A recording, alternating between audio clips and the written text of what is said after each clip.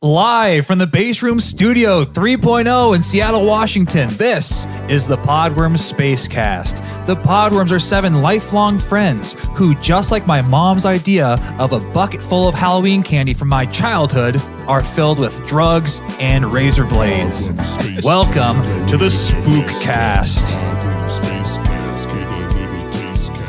Well, hey everybody, welcome back to the Podworms Spookcast. So excited to have you on this spooky evening or morning or whenever you listen to the show. Let me introduce to you to the gang we have on the show today. We have one half of the undead brother duo. It's Mike McCoy. Deadly brother Olga. And his undead brother, Kevin McCoy. End of the deadly brother Olga. We have the bad boy of the cemetery. It's Phil Williams. Shit, I forgot my chains to rattle. We have our spooky disembodied head, Jim Charters. We have our mortician, crypt keeper, and all-around devil worshiper. It's Chase Golka. And I am the low-hanging pumpkin, Andrew LeClaire. Pumpkin. Andrew's the dirty, rotten pumpkin in our basement. Aren't pumpkins vegetables, not fruits? That could be researched later, I guess. But yeah. When we walked into the Base Room Studio 3.0, there's some remnants of a party that took place last weekend, and there's some nice cobweb decorations. Yeah. There's some spooky police line, or it says caution. Skeletons on the wall. Yeah, it says caution, fresh grave, do not cross, or whatever. Fresh grave site, yeah. But the spookiest thing of all was a rotting pumpkin next to the couch. But don't worry, Chase took care of it. And then he's like, oh, where's all this water coming from? Oh, it's the pumpkin decaying on my side table. I mean, okay, like a regular pumpkin is not that spooky, is it?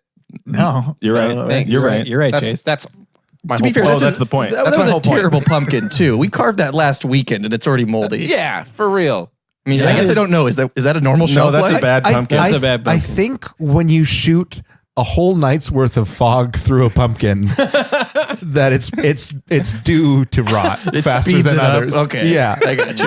Oh, yeah. Noted for next year. Maybe like the moisture and stuff. Yeah, that's probably a good point. Yeah. Either way, it was not holding up well. Yeah, but it looked dope as fuck, so It did. Dry ice next year, you I have guys. a video of that shit. yeah, it's good stuff. Well, we have a great show coming up. We are going to catch up with some of the podworms that have been traveling. They've been jet setting around this great country of ours and even this great planet of ours. Mike went to Europe. We're going to catch up with him. Spooky. Kevin went to Las Vegas. Horrifying. Going to catch up with him. Jim's got some spooky stories to get us in the mood. I do, yes. And I'm going to end the episode with a spooky segment about French fries. Spookiest side dish. So stay tuned for that. Before we catch up with Mike, I want to start the show off with just a little bit of potty talk because that just seems to be the way to get the creative juices flowing in this show. Definitely. And frankly, I don't do much in my life except for go to work, go home, and go to the bathroom. And so of those 3 topics, the most fun thing to talk about is just going to the bathroom, usually at work in this case. Oh, yeah. And so I've really been taking the time. I've been at this new job for 2 months now, and I've really been taking the time to explore and get comfortable with this new bathroom because it's a place that you spend a non-zero amount of time at. A non-zero amount of time. Oh. I mean, yeah. it's definitely a place you spend a non-zero amount of time at, for Right. sure. For sure. I mean, if you're slow. yeah. And so If you're not the Flash. I like to just like walk in the door, throw it against the wall, and then leave. That's how we do it at my work. by it, you mean just the shit? And whatever it is. Like a chimp at the zoo. You open the door, toss it in, then you click your little watch, you go, time, 0, yes. 0 again. This is also why I don't let people use the upstairs bathroom in my house. Well, and so I think that I've been cursed by what some people might consider to be a blessing, which is that, okay, at my last place of work, Cursed by a blessing. there was only The Andrew LeClaire story.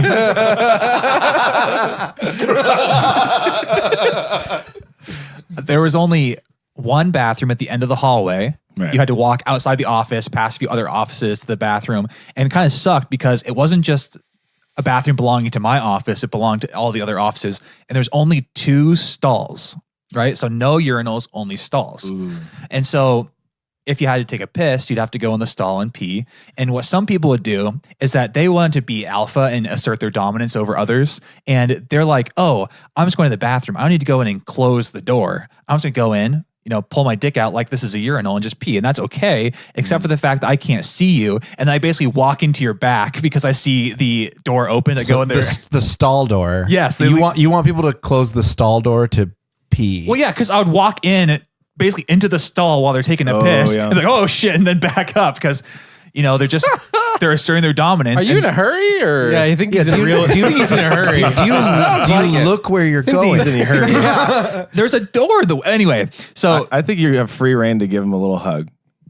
right. If they have the door, you go right behind them. You're like, But hey, they're open. They're welcoming that. So I don't think they would care. No. But this was in some people's mind, potentially a little bit of a curse. Is that there's very little space to go. There's only 2 possible options. And if you're needing to take a shit, you gotta wait for the guy who's taking a piss, which is why having 2 stalls and 2 urinals really frees things up, because the urinal is like the fast pass or the fast piss, as I've called it. Ooh. And so, Okay. because, the traffic just keeps moving, that the people who got the express lane, they're just going in there, in and out, in and out, in and out. And if you gotta go take a number 2, you take your time in the stall and you're not holding up the people that got to take a piss. Right. This, in some people's mind, is a blessing. That is a blessing. But here's the problem is that now I still kind of like to pee in the stall, right? Oh. But I feel like I'm potentially being judged for peeing in the stall because there's a perfectly good urinal that's open right there. But let me tell you this. The urinal, the way it's positioned is kind of real easy to kind of see the second you walk in the door, and your dick's kind of exposed. And there's not that many people that work in my office. And I don't want to get that intimate with everybody's dicks. And it already happened that I caught a glimpse, Oh no. not intentionally, No, of course not. No, not intentionally. Of course not. of a penis. All right. And it wasn't like shocking to me, but it did make me It was really you've think. seen one before? It was a disembodied penis. This is a really spooky episode. Hey, we'll have their penis today. No, the penis belonged to a man. Spooky. But that's really made me get in my head about using this urinal now, is that, I don't mind showing off it's huge. Like anybody can tell you. Like, Oh, yeah. right, anybody. right, guys? Of course. Oh, yeah. Right. Like it's Yeah, anybody. awesome. Massive. Giant. Like I'd actually be, so the reason I don't want people to see it is because they'd be so embarrassed, right? And Right. it's like, they're like so small. Yeah. Yeah. And so now what happened is that I was heading to the bus and I drink a shitload of water at work, and I wanted to make sure I had emptied the tank before I got in the bus, so I'm not having this issue of wanting to piss my pants on the bus. Yeah. Yep. And so, but I'm all up in my head now. And so I was walking into the bathroom, and I could have sworn somebody else was going to the bathroom at the same time, but then they kind of went to the kitchen instead, which is across the hall. And I'm like, okay, it's all good. And so I went to the urinal, pulling down my pants, not pulling, not like butter style. Unzipping the front of your pants. Right. This is why he doesn't want to pee in the urinal. There was a whole other thing. At the urinal, pants are down. Ass You think the completely guys in the exposed. stalls without closing the door are bold? And just like, I can't believe those guys don't pull their pants all the way down. They're in a stall. They're missing out. But I was getting ready to pee, but then I heard the door open, and the guy who I thought was going to the bathroom actually did come into the bathroom. And it gave me just enough stage fright because he pulled up to the other urinal right next to me. And it's that thing where the urinal is not that loud, so it's conceivable that I was just peeing really quietly, but it was more or less just me sitting there in silence, not being able to pee, and then just kind of leaving in a hurry. And there's only so many guys in this office, probably between 15 and 20. But so I'm sure this just looked very weird because he watched me walk in the bathroom Stand there. mere seconds before he did. I just stood there and then fucking left immediately. I got the fix here for that next time this inevitably happens. I'm sure it will happen many times in the future. just pretend like you're pushing out the world's biggest kidney stone, and then you'll get like a sympathy card on your desk the next day. Yeah, just make Start agonizing noises. over there. Yeah, make pain noises, and then he'll know. And then drop a penny in the urinal. So it's got a clink. Don't forget your piss penny. And the guy would be like, "Was that a fucking penny?" Why did I see that? Dude, why Kidney stone. Kidney stone. why is this guy throwing change in the urinal? What the fuck? It's like a fucking brain smoke Make a screen. wish. Yeah, Oh, really? confuse him so much that he's like, I was thinking about whether this guy was peeing or not. Yeah. It's a pissing well. Make a wish. You can also get like horse blinders to put around your dick to avoid the errant glance. Well, I use my hand kind of like that. I kind of like grab it from the Oh, side. with the hog you're rocking, that hand's not going to do anything. There's no way that can work. No way that would I work. could have bent over, put my elbow to my crotch. You gotta get a big, Use my whole foam forearm. finger. have a whole forearm. foam finger. Yeah, dude.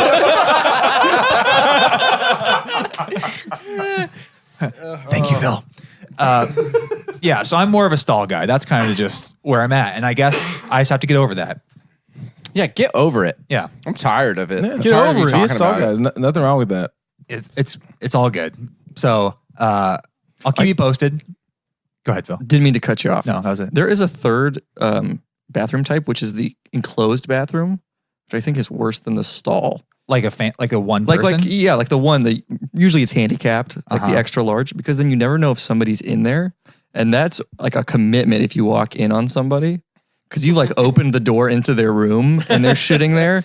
You can't really back out too well. Wait, so is this like the one larger stall in the bathroom? No, I'm talking it's a about single serving. It's like bathroom. a room. Yeah, it's like the walls go all the way to the floor. Isn't that Yeah, on yeah, yeah. Isn't that on them for not locking the door though? Yeah, for sure. I think it definitely is. They're kind of inviting Lock you at the that door. point. I'm But sure that in the stall, if somebody comes in and you forgot to lock, you can lean forward and like, be like, oh shit, no, somebody's in here. Oh, You're so exposed in the empty room. The other one is like you're gonna have to Point. get up off the toilet and go over. You're just and in the hold the far door. corner. Yeah, I know. You look like a prisoner in the toilet. You're like, get out of here! Get out! You hiss at them. Get out! And I've actually to this at Eagle View, they had a shitter that was like that, where I've sat down and started to shit, and then you realize you forgot to lock the door, and you're just like Tom Cruise on the clock, Mission Impossible. Like, how fast can I pinch this loaf before I get out of here? And how fast can you? When I was a young chap, pretty quick. Nowadays, it's mostly diarrhea, so it takes a while. So, space fans, you have probably missed the presence of one podworm, and if you're Clive, you probably haven't missed the presence of this podworm. Yeah. But our very own Mike McCoy has been all around this goddamn planet of ours, Oh, yeah. and I wanted to just check in. How was it? Where'd you go? What happened? How were the bathrooms over there? Oh, the bathrooms were great. So I went, Julie and I went over to London and then did a road trip through Scotland and then ferried over to Ireland and drove through there and then went back to London. But basically every single bathroom, it's floor to ceiling covered. You're good. And all the stalls, like you can't like look under them at all. You have like a very private little area for yourself. Huh. And a lot of them have their own sinks inside the stalls. Whoa, that's Which is luxury. which is a weird feeling because you can come out of the bathroom and like just walk straight past without washing your hands, and you're kind of like, I think people know that there was a sink in there. You feel but like you're getting away with something like, every time you. Didn't wash my hands this time. You got to put like a bell on the tap. Yes, so people can know. Oh no, they're clean. It's good. It's fine. No, he did it. He did it. A light goes off outside the stall. Yeah, He did it. But yeah, it was super fun on the way to the or when we were going through basically as we were going to the airport on the way there, Julie decided that she wanted to have a little snack, and she made like, or she got like some cheese from the fridge and put some crackers in my backpack and put the cheese in her purse. And when we were going through TSA, like she was putting it through, and like, you know, when you have to like take your laptop out and like and separate it from your bag, she put her purse there, and like the guy like searched it and was like, "Excuse me, ma'am, what is this?" And she like just very awkwardly was like, cheese. And she had to take it out and put it separate in a different bin as it was actually really funny. He pulls out like this orange bin. Bring out the cheese bin. I get this all the time, man. Nothing to be ashamed of. But no, it was super fun. We spent like a week in London and then traveled the rest of it. We actually did a couple, because it's a spooky episode, we actually did over the course of our time 3 different ghost tours. Oh. We did one in London and one in Edinburgh and then one in Dublin. Which one was the spookiest? The one in Edinburgh was the spookiest. Oh shit. Oh. Edinburgh? Of course. Edinburgh? How many ghosts did you see? Yeah, how many ghosts did you see? We counted none. We saw no ghosts. Disappointing. I would have asked Did for my you money get your back. money? Yeah, exactly. No, it's not a bear tour. That sounds pretty spooky because like you never know where they are. Did you hear the ghosts? No, we didn't hear the ghost. No, the ghost. Did you feel their presence? We didn't get any presents. No. No. But the first ghost tour that was in London was like one of the most like highly rated ghost tours. So we're like, well, we gotta do this, and so we went on it, and it was us and 2 other couples, and this dude that was like leading us around. And at first we were like really into it because this guy's like telling good stories. He's talking about Jack the Ripper and like Sweeney Todd and like all this kind of fun stuff. But then there was one part of the tour where he was like, okay, I'm gonna have you guys do a brain experience or brain like a thought experience with me. We have to mind meld. Everybody has to like really, really put because we're going to walk through in the next 2 minutes. We're going to walk through an alleyway. And after that, I'm going to ask you if you guys felt anything, if you saw anything. Just tell me. It was just so dramatic. Ooh. And then we walked through all silently through like an alleyway. And then we got around and he was like, okay, what'd you guys feel? And so we're all like, there was like one lady that was like, I had the sensation of someone was maybe falling or running away, and it was like very kind of hippy dippy, or they're walking past, they're like, yes, ma'am, this is a very busy alley. There's deliveries everywhere. Well, and then the guy proceeds to tell us this. So one of the like main ghost stories that he tells is this thing where he's like, hey, I've been doing this tour for 20 years, but 15 years ago, I always felt a presence against, you saw that small little window? And we're like, no, but sure. Yeah, we saw that small little window. And he was like, for the past 20 years, there's always been a human skull and a camera in that window. And we're like, oh, okay. Ooh. And he's like, yeah. And I've got an eye for serial killers. Like I know when there's a serial killer. Like I can see it in their eyes. I've got this sense. Like I've been doing this for years. I've written books about it. Like he does. We actually did buy his book. Wow. Right. Okay. Very convincing. But he's going on and on and on and he's like, yeah, I even met him once, and he's like, so we're doing this tour, and I've been doing this for 20 years, but 15 years ago I walked past and there was a bullet hole in that window, and we're like, oh, and so now that guy's not there anymore. Next story. Did you murder this man? Yeah, for real. Yeah, and every story that he told you, like he would be like, yeah, a true story. No, that's not. I'm not making any of that up. That's a true story. And that's what was going on. We're like, ask anybody. Yeah, he's doing that. We're like, but so what happened to him? He's like, he's just gone. He's gone. The guy was gone. And so did you meet him? Yeah, I met him once. He was annoyed that we were doing tours past his house. And he was like, yeah, real asshole. But if you had seen his eyes. Oh, he did another thing. As he was describing like the window and the skull and the camera, he's like, what do you think the guy looks like? What do you think the guy looks like? Just spout it out. Say any adjective. And people are like, I don't know, skinny, long hair, or whatever. And he's like, that's exactly right. This guy sounds like a great tour guide. He's we like loved killing it. We loved the tour, and like especially the parts that were like about actual like ghost stories around London that weren't just his weird experience. It was like he was a good storyteller, and he did kind of like create a good little like environment. Like, but he also told another one that was like, yeah, there was one time I was on a tour, and I sat down and I kneeled down because my shoe was untied, and I was tying it, and then I could feel a vibration. I could feel a presence behind me. And sure enough, when I looked back over my shoulder, a dude was walking by with a phone, or he was on the phone, and he was saying, yeah, 1 million and I'll shoot the guy. True story. What the True story. fuck? Ask anybody. Ask And anybody. it was really unfortunate because it was like at the end of the tour. So it was like we were kind of like into it. We were like, yeah, Sweeney Todd, Jack the Ripper, yada yada, all these kind of like ghost Yeah. like witches and stuff. Like this is great. And then he started kind of like bringing his credibility farther and farther down. Like anticlimax. Yeah, we're like, oh, cool. I'm a little bit curious about the logistics of this tour. You said it's all London, so were there awkward car rides where you all had to pile in and drive around together? No, it was in a specific area by Fleet Street. So a lot of murders there, I guess. Yeah, there were. Well, actually, I don't know because I just assumed what he said was true. True story. There's at least one demon barber. But no, yeah. But yeah, then we did 2 other ghost stories or ghost tours, and the one in Edinburgh. Edinburgh is the coolest city on the planet, by the way. I don't know if you guys know much about it. I did not going into it, but basically, it's a medieval town, and anywhere you're in the town, in the center on a hill of the city is a giant castle, like What? that you can Dope. see from anywhere, and it's so fucking cool. Didn't they shoot Harry Potter there too? It's where it's where Oh my god, is it Hogwarts? Harry Potter got shot? They shot Harry Potter in Edinburgh. Yeah. Harry Potter is real? He's dead, man. They shot him.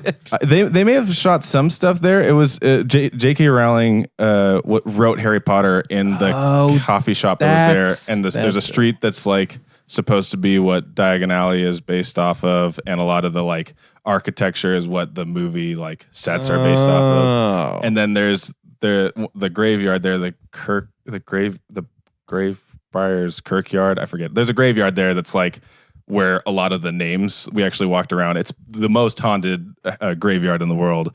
Look it up on Google. In the world. But if you look, like we went through and there's like Tom Riddle is like an actual name there. There's What? McGonagall. Cool. Yeah, so like she got all of the names kind of from this graveyard. Wait. So she got the name Tom Riddle from there, Yeah. which means that she made up Voldemort. Just as an anagram. I thought it was Voldemort, and then she did Tom Riddle. And actually, the thing is, when other countries where the translation doesn't really quite work with like the letters, Yeah. that it's not Tom Riddle in other countries. It's a What? completely different name that spells their version of, or Voldemort or whatever. So What? it seems like Voldemort would have come first, but I have no idea. But I don't know though because it's it's Tom Marvolo Riddle, right?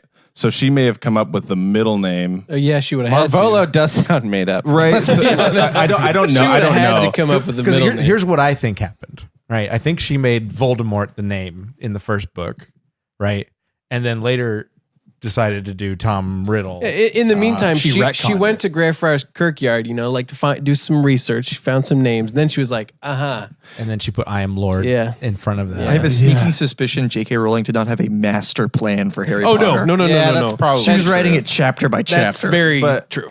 But yeah, well, and there's a bunch of stuff that was kind of like, was this actually? Because there was so much on our whole trip. There was so much stuff that was like, this is what this is based off in Harry, or this is where they got the idea for this specific thing in Harry Potter. And it was like there was 3 different places that were supposed to be Diagon Alley, and actually the one in Edinburgh was just like a street that kind of curved. We went to a different town. We went to a different town that actually looked like Diagon Alley, and we're like, this is probably Diagon Alley. it. I think this is it. Would not the other. any dumb American be able to tell a difference between anything? You could go anywhere in the UK and people would say that, like, oh yeah, this is. Oh This is- no! Well, that's for sure true, a though. thing. Like the tourism there, like, is definitely made for that. Because like in London, there's a place that is like the oldest bar in all of all of Ireland, or Dublin. So all of Ireland, and then actually that's the 3rd or 4th, and then you go over to the like middle of Ireland, and that's the oldest bar. Like there's a ton of stuff that was like, this is the real thing. You and mean then there's you're like, there's no best of governing body? Yeah, for This is real. the real Jesus's blood. this is the real. No, not entirely. But yeah, I don't know. There's a couple other little highlights. Another spooky highlight is we found out after we left Dublin that there was 10 stabbings while we were there. 10. Yeah. It seems like a lot more stabbings than normal. Yeah. Well, I don't know. Yeah. I did. We didn't. It was a They weird. normally have 5, but that weekend they decided to Dublin it up. Hey! Yeah. So we Wasn't that a terrorist attack? No, there wasn't. Or at least not that. I remember hearing something on the news about like a terrorist attack involving there was stuff that was happening. I mean, while we were there, but you weren't There's a lot of involved. things. no, I didn't do any of it. So here's my question to your tour guide: if he's so good at finding fucking serial killers and sociopaths, why couldn't he have prevented that? Yeah. Because he's I from know. London and they were in Ireland. Oh, yeah, right. but the thing is Damn. it doesn't really. His skills really could have been employed there. Really showing our Americanness right now. yeah, it doesn't entirely check out. Egg on my face. Yeah, though in London, this is a little side note. In London, they do have right next to the London Eye a Shrek theme park, Oh, tight. Shrek's Adventure. What? I didn't know that. Yeah, Didn't know there were Shrekkies over there. there were Shrekkies. Yeah, but the thing is, it's like we did a Shrek river. is from Ireland, clearly, Yeah, sure. with his accent. yeah, That's Scottish. Scottish. Yeah, exactly. Yeah. From Ireland. yeah. Damn, can you edit this out? I heard the Shrek theme park was great, except for the fact that All Star is playing throughout the whole park on loop. No fucking way. Are you serious? Yeah, Just it just joking. it gets grating. You can't get away from it. Yeah, you know? it is good. Somebody. They have it's a small world after all ride with All Star playing. You're at all, but just the chorus. And it's like really slow. 20 minutes of all. I imagine you go down and eat some pizza and they have an animatronic Smash Mouth that comes out to play it. We actually, when we were in the so because we did a road trip, there was at one point in the center of like Northern Ireland that we went to an Airbnb that just didn't have Wi-Fi. It was a surprise, but like we're kind of in like Surprise. Yeah, everywhere else was like really great and had Wi-Fi. This place was like a little cottage and it had a nice field. It was beautiful. But they didn't have Wi-Fi and we wanted to watch a movie, so we had only what they had on DVD. And guess what they had? Shrek. Nice. Which one?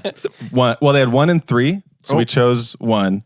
And then over the course of the rest of the trip, we watched the rest of them. Oh my god. You got hooked. Yeah, well, it's because we're doing so much during the day, and then we're driving, and it's like you don't want to just go straight to sleep, so we like put the next Shrek on as we went to bed. It was so great. It was really nice. So we kind of had a Shrek adventure. Shrek We had our own 2019? Shrek adventure. Yeah, Yeah, Shrek Trek.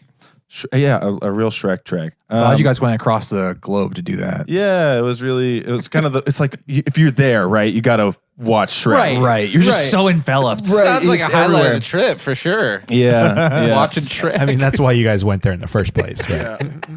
Yeah, it is. Well, it definitely is. Although the last thing I'll say, just because I know that we're going on for a long time. We got This is good stuff. But when we booked the trip, 'cause we kind of did it impulsively. We're like a month and a half before we went, we're like, oh, let's go. Oh, let's do 2 weeks. And then like as we were buying the tickets, we're like, let's do 3.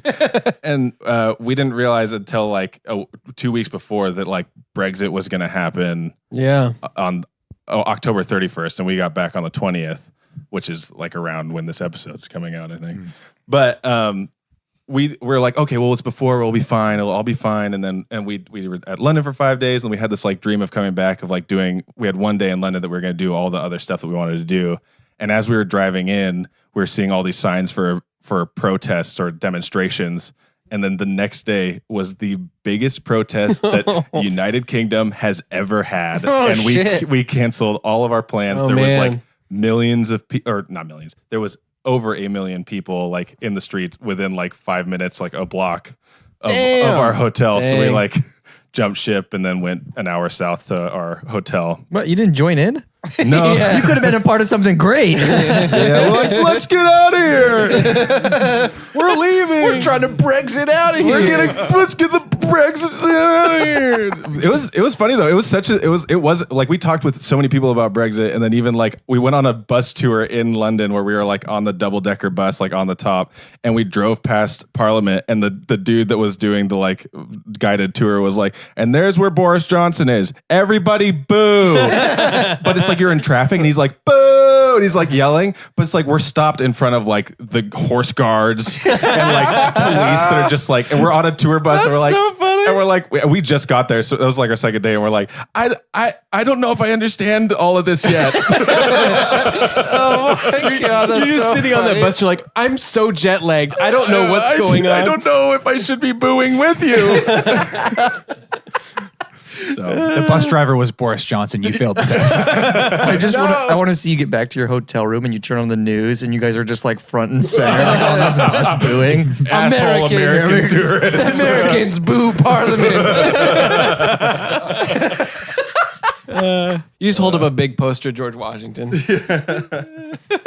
Well, Yeah. I'm glad that you made it back. We're happy to have you back on the show, and you're a little bit good to be spooky. back. You're a little spookier for it. Thanks. Yeah. Kevin, you went a little bit less far, but you still traveled. Yes. So I was in Vegas this weekend with a friend. Ew. Am I right? Huh? Are you? I don't know. All right, well, let's find That's out. what I'm asking. Is he right?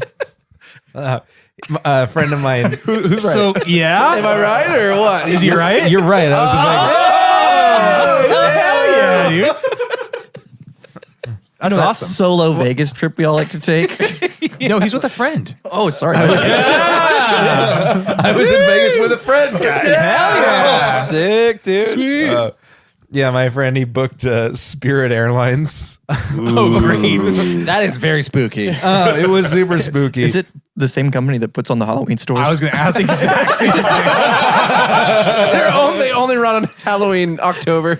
They take over all the shitty planes and put Spirit on the side. Pretty sure this is a World War II bomber we're flying in right now. All the stewardesses Very, very are like in spooky. different costumes. Very Oh, this is just my temp job. I work at the Baskin and Robbins in Tallahassee. Oh my god. Spooky plane Very ride. spooky. Ooh. Just buy all your costumes on it.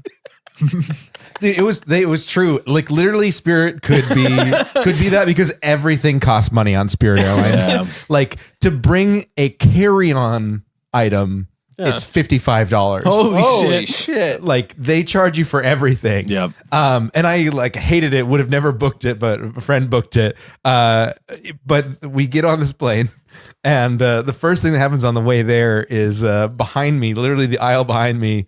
This guy's pulling out gum, and somebody from across the aisle says, "Hey, would you mind if I had a piece of gum?" And the guy said, "Yeah. For $1, everything costs money on Spirit, bitch." And then like our whole like I think half the plane just started laughing. Because we were all like, But he's like, no, but really though. Holy shit, that's hella funny. That's amazing. and then there was that somber moment when everyone realized that they were a part of the system that made this happen. Everyone's laughing trails off slowly. We're all poor. But the story I wanted to tell was actually on the way back. It's a 2-hour and 40-minute flight from Vegas to Seattle. And I have my phone, and I brought nothing else because I was just like, I'm just gonna frick around on my phone, or fuck around. You're gonna frick One of around. those. I don't know why. Don't censor yourself. Yeah. Yeah. This is a show for adults. I junior high censored that. I'm gonna frick around. Guys, I'm just fricking around. Throw me a frickin' bone here. And literally 2 songs into the flight, my phone died. Oh. So I was stuck, and this plane was hot. Like I was literally just sitting there in a t-shirt, sweating. Oh my god. I hate that. And so I was stuck in this tin can of a piece Couldn't of roll shit. down the window, huh? I even turned on the air on the top, right? I was on the window seat, and the air, like this little panel, was above and in the middle of the 2 seats to the left of me. And so I turned on my one and pointed as much toward me as possible, and I could barely feel it on my elbow and nowhere else. It was just, I couldn't feel any of the air. I bet your elbow wasn't sweating though. My elbow was nice and cool. Thanks to Spirit Airlines. Even under the best circumstances, all those serve to do is make your eyes and lips really dry. and chapped. yeah, for real. face Oh my super God. dry. It's very true. That's all it does. So you weren't missing that much. Yeah, it's true. But I was sitting there sweating with literally nothing to do for 2.5 hours, which is a situation I haven't been in for like over a decade. Like I was like, what do you even do? How do you Yeah. miss your phone was dying? Huh? I knew it was dying, but there was nothing I can do about it. You're just ready to accept the Because consequences. we were like, I was walking around Vegas all day Yeah. and then getting onto a flight. oh, okay. Yeah, like there was no like I'm They- going to they sit don't down have for 45 minutes and charge my phone. Okay. We were like literally 2 minutes later and I would have missed my flight. So we were experiencing as much life as possible. Yeah. So all I had was the food, like the safety pamphlet and the food menu. There wasn't a magazine? Nothing. Gotta pay for it. No, not on Spirit. Spirit doesn't have Sky Mom magazine. So I read both of those. Yeah. And then I had another 2 hours and 29 minutes to film. And so you want to hear some of the things that I did Yes. Yeah. to kill time? I stared out the window, and this was awful. Like, it was nighttime. It was cloudy, so you couldn't see anything. There was nothing to look at out the window. It was just like, as anywhere you could possibly think of for entertainment to exist wasn't there. So I looked out the window, and you can't really see anything except for the blinking red light. So I spent a ton of time like staring at the wing, trying to read things on the wing, because it would just like pop up for a half second. And it, so I was like It's trying to read. frustrating me just hearing you tell me. Yeah, I know. Kevin's descent into madness. It gets worse. Eventually I read that the tip of the wing said howdy on it. No way. It really did, Oh, yeah. that's a fun surprise. Yeah, that's a lot better than exciting. like We like to have fun here at Spirit. So then I started taking inventory of everything that I had. Oh my God. I had a plane ticket, right? And so I just was like, I don't know origami, but I'm going to play with this plane ticket as if I know origami. I'll sure know it by the time we land. And so I just took a ton of time and slowly folded it in like these small ways and tried to make it super intricate. But I just took my time because I have nothing else to do, and eventually folded it up into like an inch by half inch, like folded up nice, like almost like a little ruler. Where was your buddy? My friend was sitting in the back because we ordered tickets at different times. Jesus. Oh my God. You didn't have anybody to talk to. It sounds like you became that guy that people that were sitting next to you were talking about. They're like, what the fuck? Is he doing origami? Why didn't you fucking why didn't you bring a fucking book to read or something? They were both making us all uncomfortable. like this is one of the flights where I would have happily chatted with people, which I would never do, but they both fell asleep immediately. You had to be quiet. Like, I couldn't even be like, "Oh, how was your Vegas trip?" No, it was like, "Fuck me." You should have leaned over and been like, "Hey, buddy, can you just like put on a movie real quick? Maybe spare one of those pods for me." You don't have to give me. You don't give me the pod. Just put on closed captioning. I'll just like watch it. Yeah, I'll from just here. read closed captions off your phone this whole flight. Thanks, buddy. That's the best we could do. That's fine. So I started making up games. I played the Find the Alphabet game out of both of the pamphlets. So you start looking for the letter and try and find it. Okay. Oh my Lord. And I played it for the food menu and the safety one. Did you win? Guess which the hardest letter to find was. It was in the safety pamphlet. X. No, it wasn't X. It wasn't. It's not Exit. obvious. Exit. Okay. J. Q. J. Oh, J. Hell yeah. J. It took me. I had to read the whole pamphlet 3 times before I found a J, and it was in this very tiny text. Was it It eject? was in the word object. I swear, there's only one J in there. And what's best about it? It was like talking about the emergency row aisle, and it's saying that you can only sit in the emergency row aisle if you're able to lift, move, navigate over seat backs, objects, or the J, the size and weight of the emergency exit door.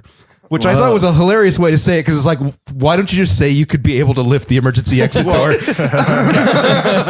The guy making it was like, well, I got to get a J on here somewhere. He was playing the game too. Just like objects the size and weight of the emergency room door. You have to be able to exit door. You have to be able to lift that. wow. Now we know. So How many people, by the way, do you think accept that responsibility with no fucking plan to ever be able to accept that responsibility? Every single person Also, how do you know? that has ever sat in the Yeah. emergency exit row. No one has ever been like, hold on. Yes, I will do this. Like, that's a this big door?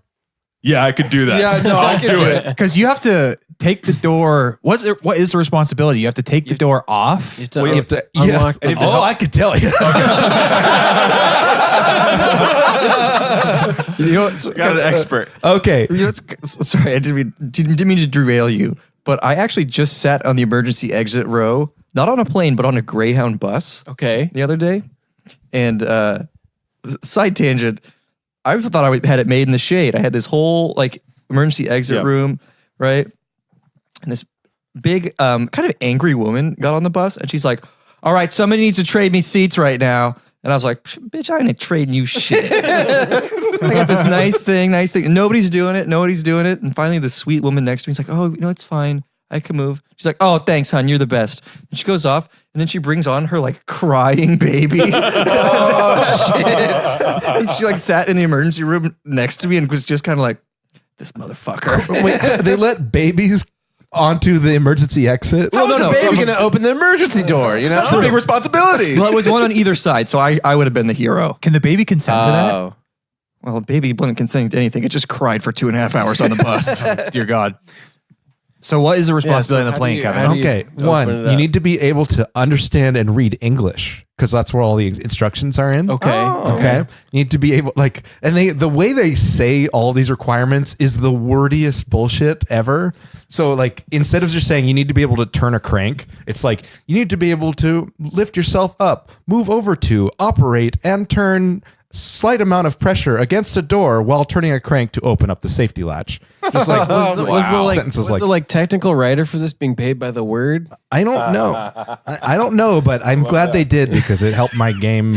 I hope the instructions on the actual door are less wordy. Can you imagine there's an actual crisis? You're actually being called to action in the emergency exit, and you're like, okay, Wait, I have to read these turn counterclockwise, 32 degrees. You're like, should I turn it this way or that way? And then there's like a bunch of people behind you. Like, no, wait, I gotta read these instructions. We're sinking. I forgot my readers at home.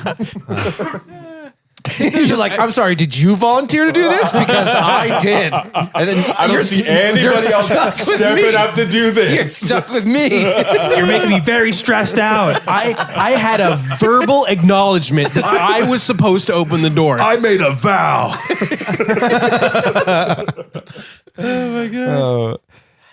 Yeah. So I'll tell you just a couple more things that I did. So that little piece of paper that I folded up my ticket. There was on the back of the safety instruction. No, it was on the back of the food menu instructions. There was a map of the U.S. And I was like thinking about how my flights from Portland to Seattle are all 40 minutes. But then I looked at how far Vegas was away from Portland, and it was like a lot longer, like a lot further away. But it's only 2.5 hours, which is only like 2.5 times, like 3 times the length. Yeah. But and I actually know exactly now because I turned my ticket into a ruler by using the distance between Seattle and Portland as a notch and then grinding it into the side of the chair to make notches for how far it is.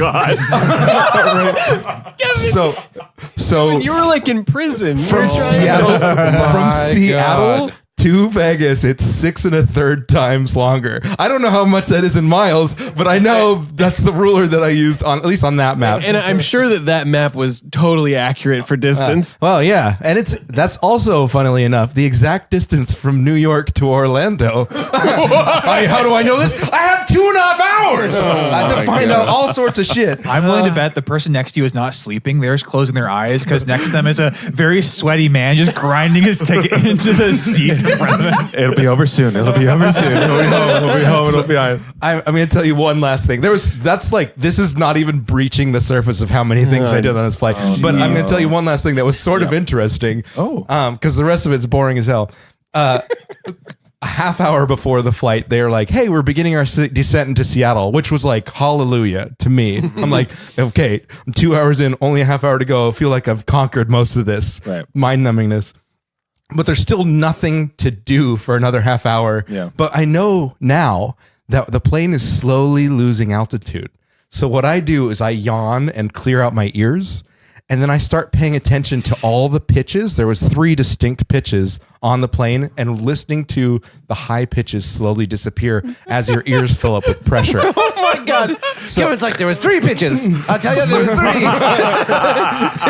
Can't you all hear? Can't you all hear Did you these? hear the third pitch? Everybody's like, what the? Oh, there it is again.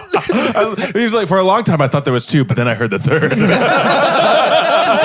Stood up in his seat. Oh my God, you guys! Sir, you're gonna have to sit back down in your seat, sir. There's 3 pitches. Yeah. Sir. It was fascinating too, because you can hear the high pitch slowly get a little bit higher over time and then slowly disappear. Like you lose all the high pitch and just keep the bass. That's fun. as your ears fill up with pressure. And then again, about 15 minutes after that, I yawned again, cleared it out, and then did it a second time. And yes, I was correct. That's exactly how it works. Wow. So taking notes, You should on write- what. You should write a paper on this. So you're bringing a battery pack on your next flight, right? I am, yes, Yeah, there's no please. plane I am ever getting onto Always bring a without battery. a spare battery charger. or an iPad or something. Or a book. Or a book. I don't even Anything. give a shit. If only they sold these in like airports or something. They'd make a killing. It kind of feels like we almost lost you. Yeah. I'm surprised you're still intact. It was my hell. And then, like the worst part too is I'm sweating and uncomfortable the entire time trying to find something to kill. Dude, it'd be like the end of Nightmare at 20,000 Feet, where you like come off the plane on a stretcher, like Will Shatner in the Twilight Zone. No, there was 3 bitches, 3. I swear. I just hope that, because like when you look at the emergency like pamphlet, there's like always the family, and I'm like you get up at the end of the flight. All right, goodbye, Janet. Goodbye. You imagine Goodbye, your little entire, Billy. imagine Hope you your can still entire life breathe. together as a family. It was interesting. I did learn that babies, like the same life vest that you use for adults, also works for babies, which I didn't know. Like they have a special strap that you tighten around the baby, and the baby can use the exact same life vest. God, they really have thought of everything. They, haven't they? they figured it out. I never even thought about babies in a life vest on an airplane until this trip. Yeah, And that's probably okay. They didn't think about it either. That's probably fun. As soon as how you don't have a baby yourself, it's probably fine. I think that's really cool for like the functionality's sake, but I do kind of wish there was like a tiny little baby vest, you know? Yeah. Like a little Also, baby vest. why would they were like, oh, we can't make 2 different sizes. Do you know how much money that'll cost to make it different size? Also, my hands are too big to make such a small little vest. Yeah, for the plus, think baby. about it. If you were a baby, you would want a life vest the size of a raft. They're kind of floating on a little floaty. Or you just like have every plane only have like 10 baby vests, and then you get the one flight with 11 babies, and you're like, shit. Oh no! Someone has to sacrifice. Can you imagine the 2 kids in the playground? They're kind of talking about the shitty childhood they've had. And he's like, the one kid's like, I grew up with all these hand-me-downs from my older brother. I never had any new clothes of my own. The other kid's like, you think that's bad? I've had the same safety vest since I was a baby. They just took the little baby strap off and gave me the adult size version. And the other guy's like, me too. Jim, Yeah. this is a spooky episode. Yeah. Do you have a So- story spookier than so- Kevin's story? So, Mike's spooky story reminded me of where I traveled last weekend. Oh, goodness, more travel. I know. So I was on the East Coast last weekend in Virginia and Maryland, in Baltimore and Colonial Williamsburg. So Caitlin and I stayed in Colonial Williamsburg, which is in Virginia, and it at one time was the capital of the colony of Virginia. And then at a certain point, about almost 100 years ago, they decided to rebuild part of the town in the same way that it was in colonial times. So we stayed there for 3 days. And one of the tours that we did at night was the Haunted Williamsburg tour. Yeah. Right? So we go, so what we do beforehand though is we go to a restaurant which is colonial themed. Everybody there is dressed up like they're in the 1700s. We got like these huge napkins we had to tie around our necks that like cover your like entire chest because people didn't wash their clothes back then apparently. And they had like a guy play the guitar and like sing a cappella like in the thing, and then somebody else came out and did like almost like a stand-up routine, all in character, right? Like colonial jokes. Yes, yes. How about them British, right? Oh man. So was it like a comedy horror thing? No, so this is beforehand. Oh, sorry. So this is this beforehand. So What's the we, deal with carriage food? Like it was one of those So like relatable. all the jokes were like inside baseball because it was like the person who came out was basically joking about other people in the town who own the other taverns, and we're like, I don't know who these people are, but this is funny. So I'm still having a good time. I'm still having a good time. I mean, this meal is really delicious. So Bob, how's your stand-up career going? Great. I'm booked solid like every weekend. Oh yeah, a little place in Virginia. You probably never heard of it. Really? It's Oh yeah, I have to do the same routine every time, but you know. Colonial Williamsburg. So Kayla and I are like lose complete track of time. We have like a lot of drinks at this tavern, and then we're like, oh shit, we got to get to this haunted tour. And like the sun is like completely setting, and we're like a 15-minute walk away from this place, and it's starting. So we basically run across the entire town and get to this the start of the tour where they have like these two huge like these two huge torches that were marking where the tour was, and all of the houses are all either reproductions or the original. So you're already, the setting is perfect. You're in this creepy area, and we're like, hey, is the tour already left? They're like, oh no, just go back in that house that's over there. They just started. And we're like, okay. They're like, just follow the lanterns. And it's only lit by lanterns. You have to walk down this path and get up to this giant, big old house.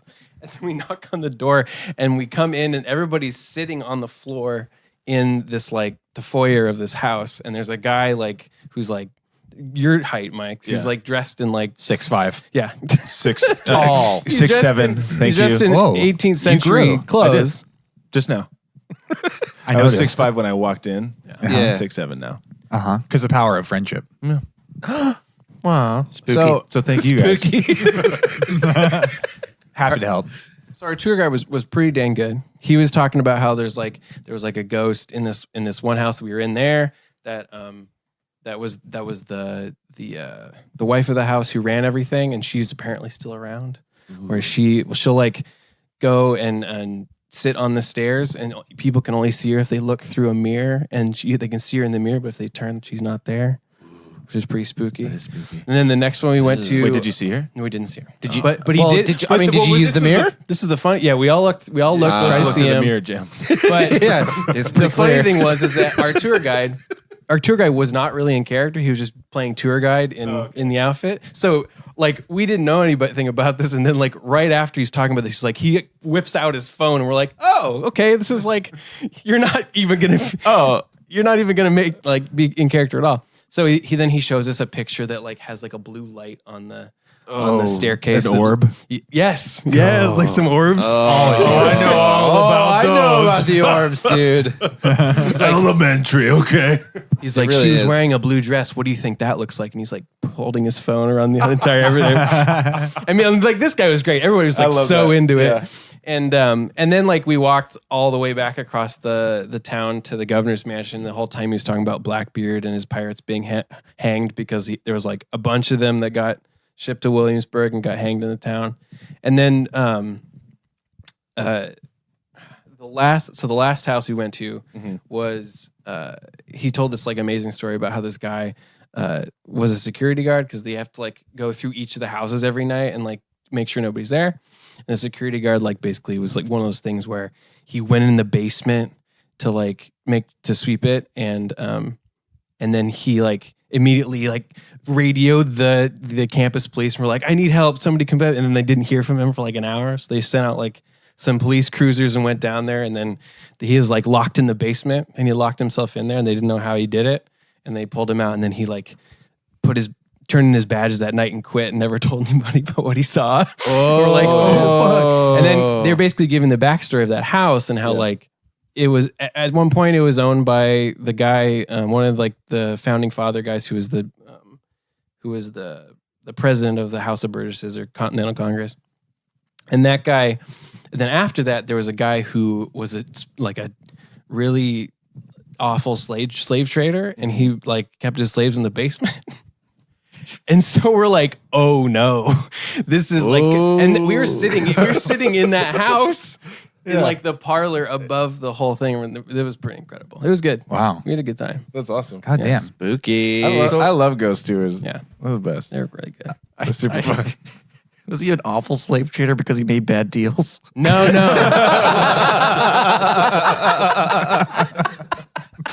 Burned again.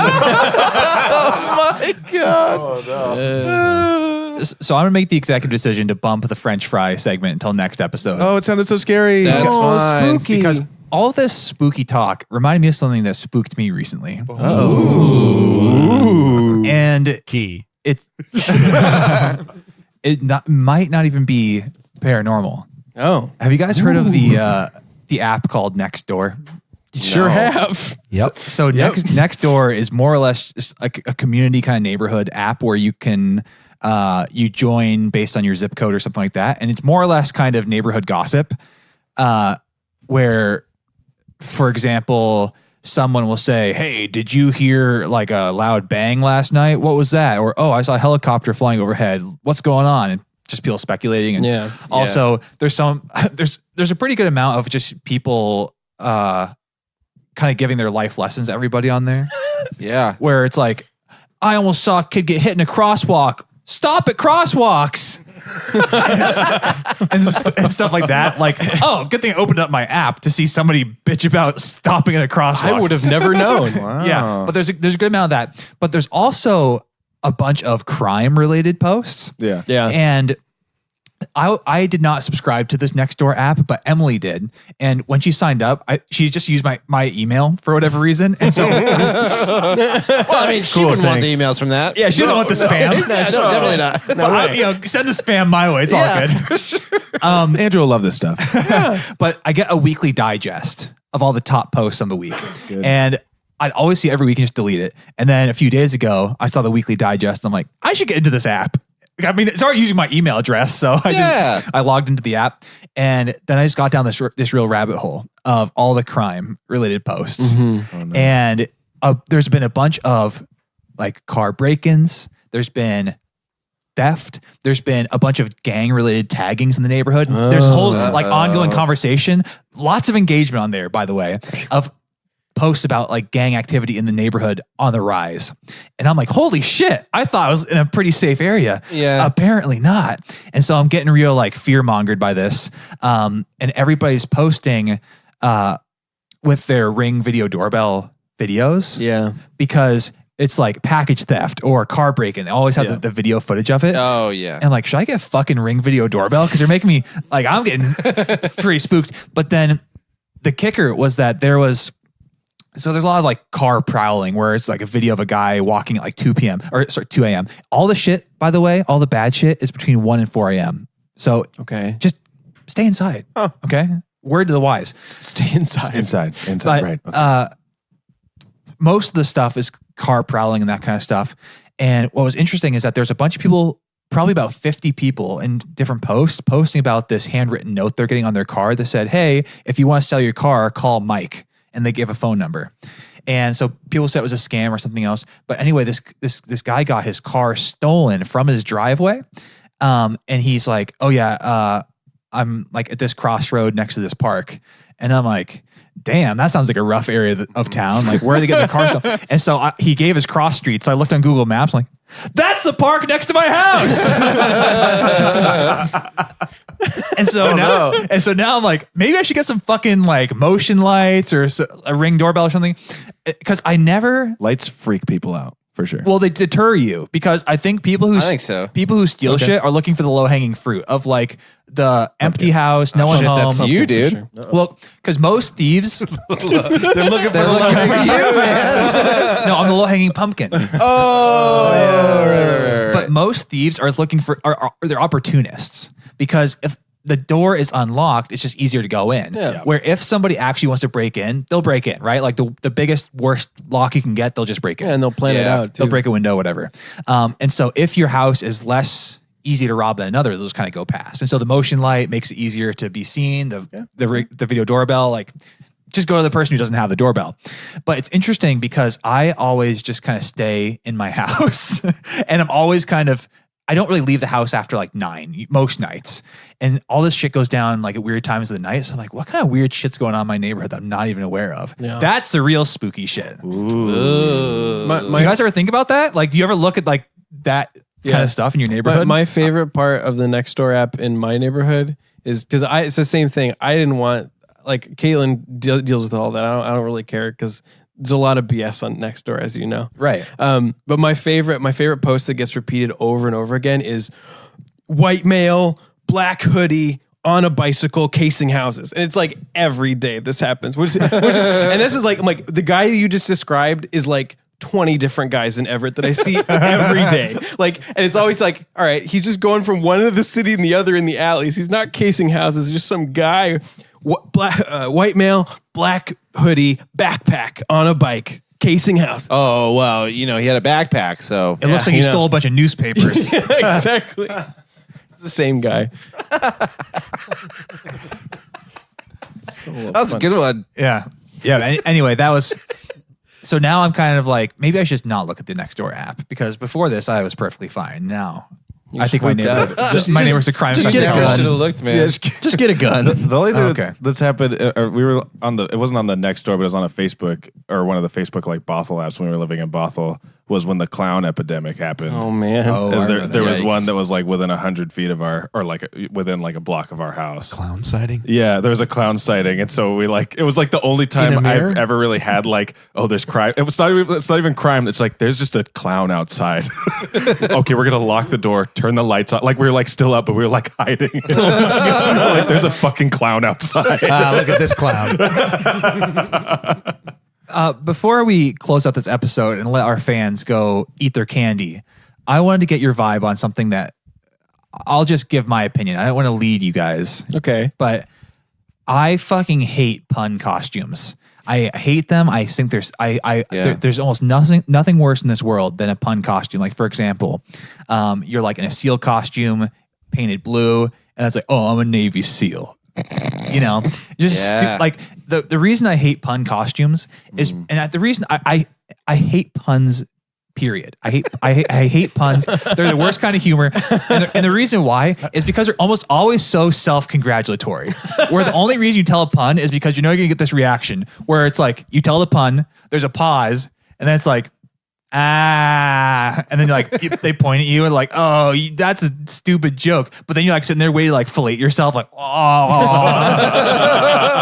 Like no other joke, because most jokes are kind of interactive where you're kind of joking around with the other person. Yeah. And pun is like you just tell us, it's like doing a shitty stand-up bit the worst way possible, and you're just waiting to be filleted. I hate it so much. But the reason I hate pun costumes is because it's a walking version of that, where you know, like let's just say you're doing a regular costume of something you like. Let's imagine you being Gandalf the Grey from Lord of the Rings. Sick. There's gonna be most people who recognize your costume. They're gonna say, "Hey, cool Gandalf costume." There's gonna be some amount of people who are not familiar with your whatever thing you like, and they're gonna say, "Oh, are you like a monk?" Like, no, I'm Gandalf.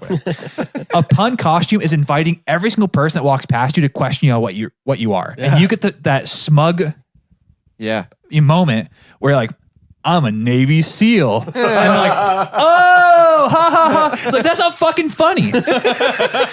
So what do you guys think about pun costumes? I think it's pretty funny. I think they're pretty funny. They're a good time. They're a good time. I'm down for a good chuckle.